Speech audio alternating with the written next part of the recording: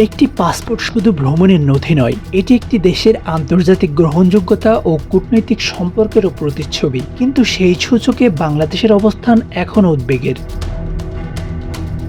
London ভিত্তিক প্রতিষ্ঠান Henley and partners প্রকাশিত সর্বশেষ হেনলি পাসপোর্ট ইন্ডেক্স অনুযায়ী বাংলাদেশের নাগরিকরা এখন মাত্র ৩৫টি দেশে ভিসামুক্ত বা অন অ্যারাইভাল ভিসায় ভ্রমণ করতে পারবেন। অন্যদিকে আফ্রিকার দেশ উগান্ডার নাগরিকরা একই সুবিধা পাচ্ছেন ৬৫টি দেশে, অর্থাৎ বাংলাদেশের তুলনায় প্রায় দ্বিগুণ।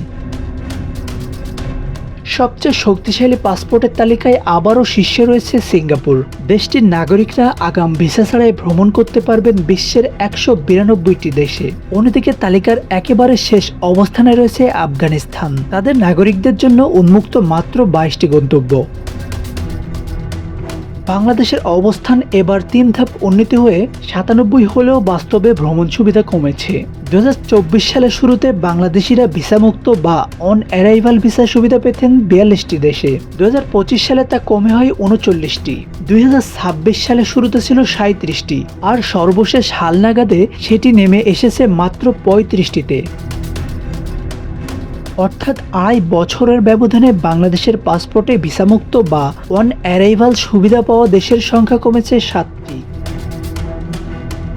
বিশেষজ্ঞদের মতে, কোন দেশের পাসপোর্টের শক্তি নির্ভর করে সেই দেশের কূটনৈতিক সম্পর্ক, নিরাপত্তা, আন্তর্জাতিক আস্থা এবং বৈদেশিক নীতির উপর। আসানুর রহমান মিঠু, বাংলা অ্যাফেয়ার্স।